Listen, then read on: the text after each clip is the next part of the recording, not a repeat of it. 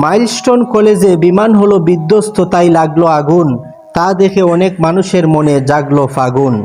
অগ্নিদগ্ধ ছাত্রছাত্রীদের যখন প্রয়োজন হলো পানি, 40 টাকার 2 লিটার পানির দাম তারা বাড়ালো 600 মানি।